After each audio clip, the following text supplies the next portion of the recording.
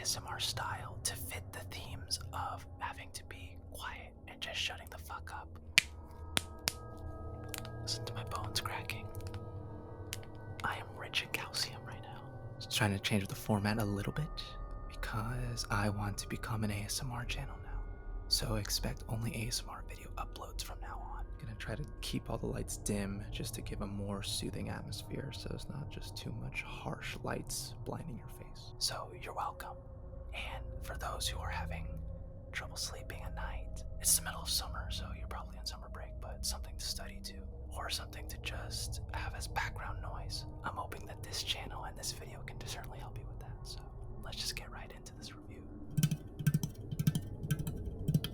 For those that are unaware, and this is your first video on this channel, I am doing a bunch of rapid recap movie reviews for the movies that I saw in 2021. Unfortunately, due to catching up on all these movies, I'm unable to see every single new thing that is coming out this year that I want to see. So thanks a lot. Let's hope that I don't attract any Demogorgon looking ass aliens to come out and eat my ass. So finally, the sequel to the surprisingly effective monster thriller from Big Tuna. I believe that the original release for this long-awaited sequel, at this point it was long-awaited because it was initially going to come out, I believe, about a month or two after COVID initially hit, so it got pushed back a whole entire year. Certainly one of the biggest disappointing delays that we got from 2020. So after seeing the original one, it was pretty satisfying to know that we were going to get a sequel because I was one of the few that was very dissatisfied with the cliffhanger ending from the first movie. I wanted more of a more satisfying resolution for myself, but obviously it's clear at this point that they're going for at least a trilogy now. In hindsight, it makes these endings a lot more bearable. But still, like, especially at the time, 2018, when we saw that first one, I was like, geez, man. I thought it was just a one-off thing that John Krasinski was doing, hence why I was very disappointed with that ending.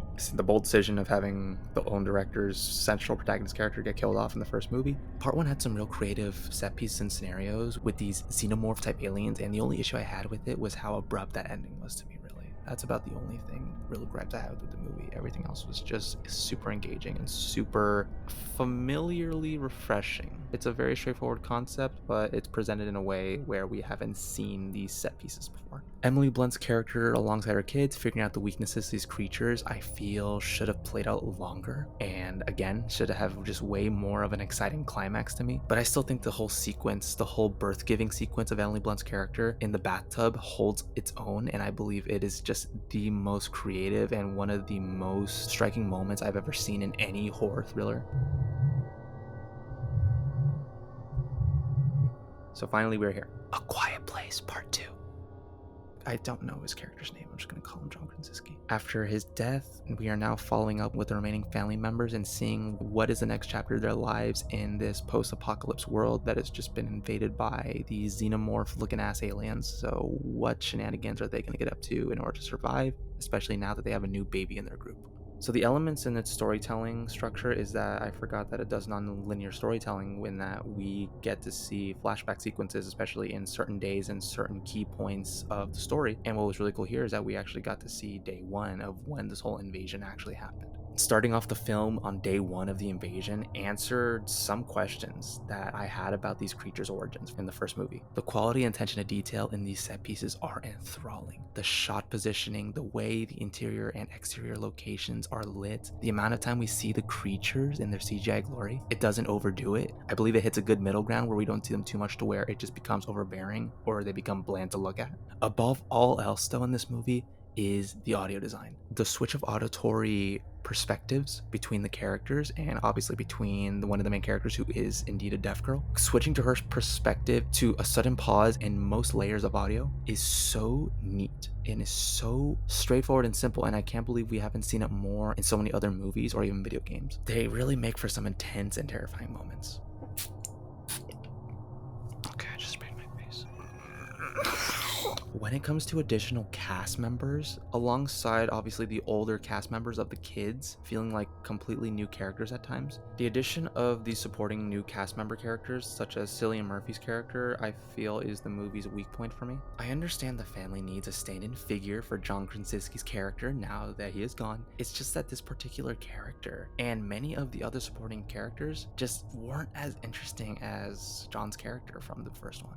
He's supposed to be the opposite of John, I get it, more of the nihilistic side of this movie, and obviously the theme of how one should just give up on trying to live or even attempt to have a fulfilling life in a post-apocalypse world. We've seen it before, it's been done before. And the classic story of having someone that is grizzled, but then as they spend time with the protagonist, they learn to be less grumpy and get their optimism back in life, even though this whole world is just a complete shit show at this point and isn't worth living in. Those fans of Aliens would like to live in a world like this, I'm sure. I understand the beats and the redemption arc of this character and rescuing and saving our main characters many times for us, the audience, to sympathize with them. I get it.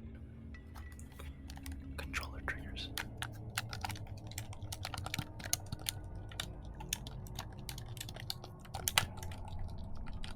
A surprise not present in the marketing, actually, was a brief glimpse on savage humans that seem to live off of cannibalism. I mean, that is a pretty staple element in most post-apocalypse movies or concepts, whether it's zombies, aliens, natural disasters, etc. You gotta have your hungry humans. But it was definitely a pleasant surprise, actually, to not know that that was going to be a layer of threats for our characters. But it did just make me wish that we were focusing more time on alien set pieces instead. I think when they combine both these human cannibals with the aliens is when these concepts are on par of that of the first. But still, it's very nice to get more context as to what happened to other forms and other groups of humanity, because I'm sure that once an apocalypse happens, there's going to be different sections closed off from one another to where humans are just looking to live for themselves and are just non-trustful and are just looking to find ends meet in any way, even if that includes just degenerating into cannibals or worse. Finger flutters.